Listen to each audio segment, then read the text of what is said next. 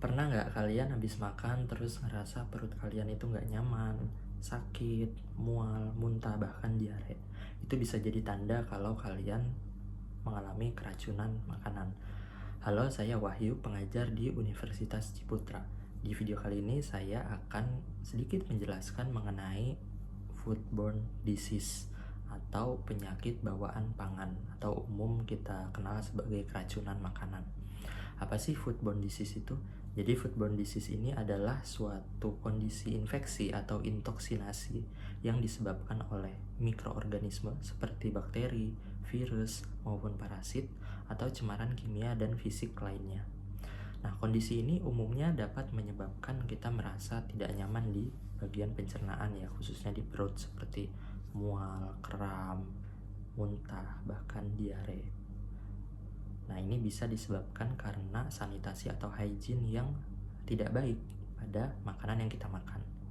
Ini bisa melalui bahan pangan yang tidak bersih atau kotor atau tidak terjaga dengan baik, atau pengolahan pangan yang tidak benar, atau bisa juga penyimpanan makanan yang tidak sesuai, misal dibiarkan di suhu ruang lama, terbuka, atau disimpan di kulkas lama kemudian langsung dikonsumsi, atau bisa juga dari distribusi dari bahan pangan ini. Mungkin perjalanannya jauh, suhunya tidak terkontrol sehingga terjadi kerusakan pangan, atau bisa juga saat proses kita makannya, baik pada alat makan yang tidak bersih atau kotor, atau mungkin kalau di Indonesia kita umum makan pakai tangan ya, jadi tangan kita yang belum dicuci atau dicuci tapi tidak bersih sempurna sehingga masih ada kotoran yang ada di tangan kita tersebut. Nah, hal-hal inilah yang dapat menyebabkan penyakit yang masuk melalui makanan ke tubuh kita. Kalau kita kaji penyebab utamanya, umumnya adalah karena kontaminasi dari mikroba ya, itu dari kelompok bakteri, kelompok virus, kelompok parasit, maupun racun yang dihasilkan dari kelompok-kelompok ini. Nah, kita bahas satu-satu. Mungkin pertama dari kelompok bakteri. Jadi banyak bakteri yang bisa menyebabkan kita sakit atau terinfeksi yang dibawa oleh makanan yang kita konsumsi. Mungkin yang paling umum adalah E. coli ya, atau Escherichia coli. Ini umum di Indonesia. Kemudian juga ada Salmonella ataupun Shigella. Ini biasanya menyebabkan penyakit yang kita kenal sebagai penyakit tipes. Meskipun di masyarakat ada anggapan bahwa tipes itu karena kita kecapean atau kelelahan, tapi sebenarnya tipes itu karena infeksi daripada Salmonella typhi begitu.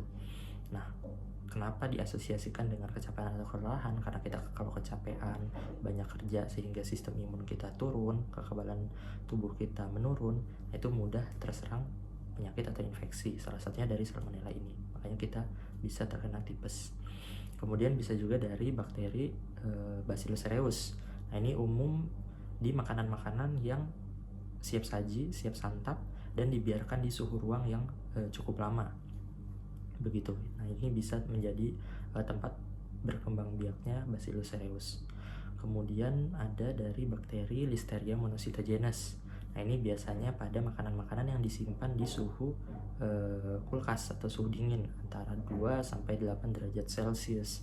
Nah, ini juga bisa menjadi tempat yang baik bagi berkembang biaknya bakteri Listeria. Atau dari kelompok Clostridium, baik botulinum maupun perfringens. Untuk bakteri Clostridium botulinum ini umumnya ditemukan pada makanan-makanan kaleng karena dia membutuhkan kondisi anaerob atau tidak adanya udara. Ini juga bisa menyebabkan kita keracunan karena dia menghasilkan racun juga.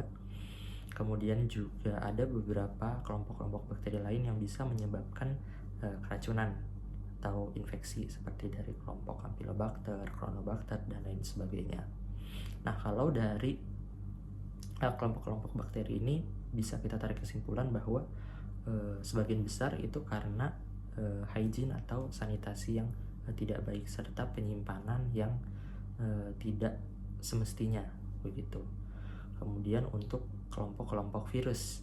Nah, kelompok virus ini emang cukup banyak juga, jadi virus juga bisa menginfeksi kita melalui makanan, tidak hanya dari lingkungan udara dan lain sebagainya. melalui makanan biasanya secara tidak langsung itu karena terkontaminasi oleh lingkungan. Yang paling banyak terjadi adalah infeksi oleh bakteri norovirus ataupun dari hepatitis A dan E. Untuk norovirus ini sendiri dan hepatitis A dan E umumnya dikarenakan cemaran dari kotoran atau feses yang masuk ke dalam makanan kita atau mencemari makanan kita. Makanya biasanya kita kenal sebagai fekal oral. Jadi dari feses kemudian masuk ke saluran cerna melalui makanan yang kita konsumsi gitu.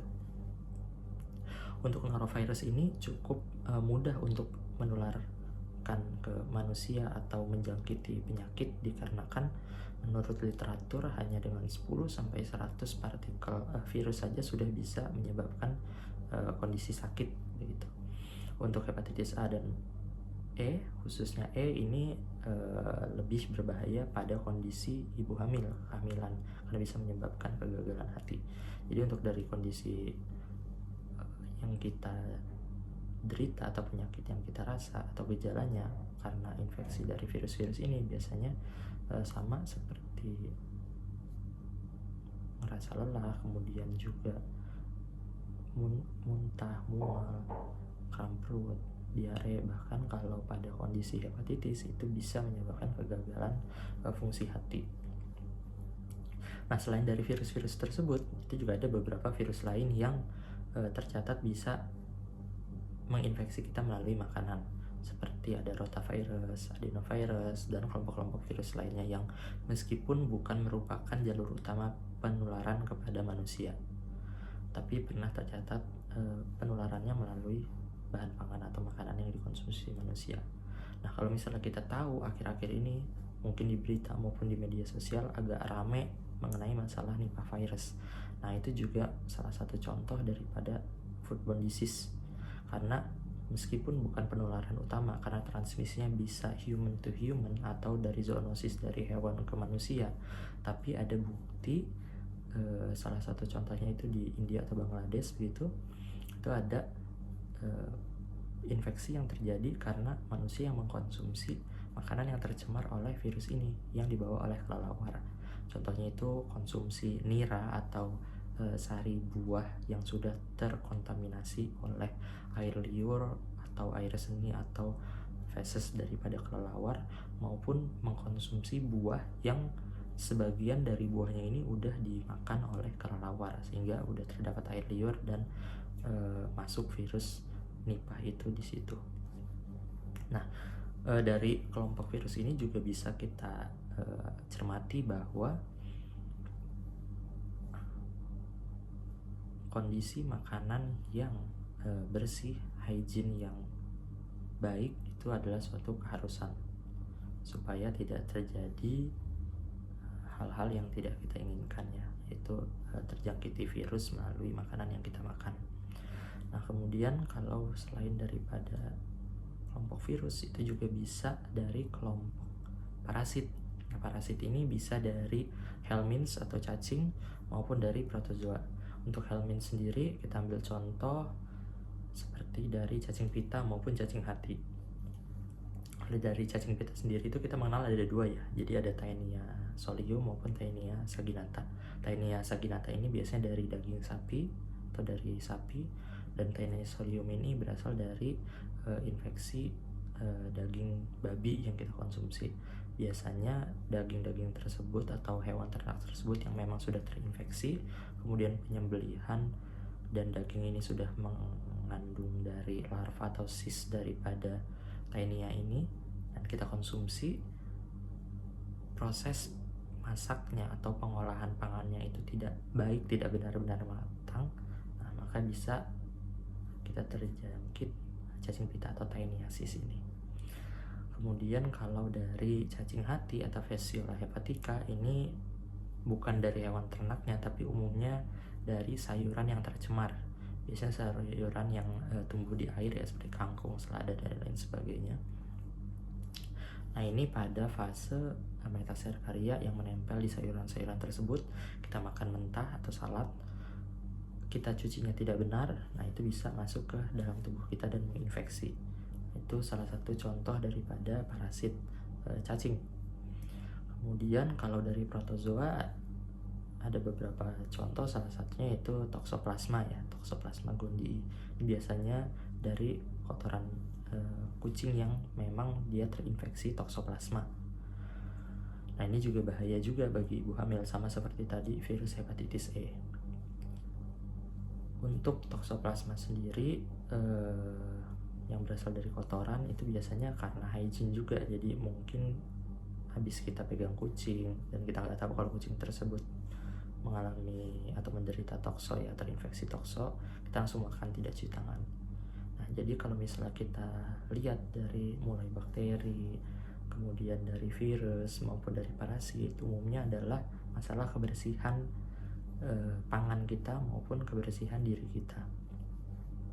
Nah, selain dari mikroorganisme tersebut juga ada dari kelompok jamur. Nah, jamur ini memang tidak langsung menginfeksi melalui makanan dan menyebabkan kita sakit, tapi dari toksinnya. Jadi toksin ini yang berbahaya bagi tubuh kita. Nah, contohnya itu adalah aflatoksin yang dihasilkan oleh Aspergillus flavus begitu. Nah, ini kalau pada bahan-bahan pangan yang terinfeksi, contohnya pada cacing tadi ya, ketika kita masak dengan benar atau kita cuci dengan benar gitu, itu bisa menghilangkan mikroba pada bahan pangan tersebut. Tapi kalau misalnya bahan pangan yang sudah tercemar oleh toksin, nah ini dengan pemanasan pun tidak akan menghilangkan toksinnya atau racunnya gitu. Mungkin kalau dari spora maupun jamurnya bisa hilang, tapi toksinnya ini tetap akan berdampak pada tubuh kita. Nah, oleh sebab itu biasanya kalau makanan-makanan yang sudah berjamur begitu ya, itu baiknya dihindari saja. Jadi kalau misalnya di masyarakat terkadang ada anggapan bahwa jamurnya cuma sedikit aja di bagian ujung, ya udah kita buang aja yang berjamur. Nah, ini mungkin yang tidak disadari oleh masyarakat bahwa pertumbuhan jamur itu seperti fenomena gunung es. Mungkin yang kita lihat tekstur daripada jamur yang powdery itu hanyalah puncak gunung es, sedangkan bagian bawahnya yang besar atau luas itu yang kita tidak terlihat ada di dalam makanan yang kita konsumsi itu. Nah, analoginya itu seperti tanaman. Nah, ini struktur yang kita kenal sebagai hifa itu yang ada di dalam bahan pangan ini, yang kita tidak tahu udah sebanyak apa dan separah apa. Nah, jadi baiknya itu tidak dikonsumsi untuk makanan-makanan yang memang sudah berjamur, atau juga makanan-makanan yang memang sudah tidak layak konsumsi, seperti disimpan di suhu ruang yang udah lama, kemudian juga seperti buah-buahan yang udah dikonsumsi atau defect karena dimakan oleh hewan dan lainnya. Nah, ini hal-hal yang perlu kita cermati dan kita tekankan ke lingkungan sekitar kita. Mungkin demikian yang bisa saya sampaikan, bahwa utamanya adalah kita harus menjaga keamanan pangan kita, kebersihan pangan kita, sehingga apa yang kita konsumsi adalah hal-hal atau makanan yang baik bagi tubuh kita dan tidak dapat menyebabkan penyakit. Sekian dari saya, sampai jumpa.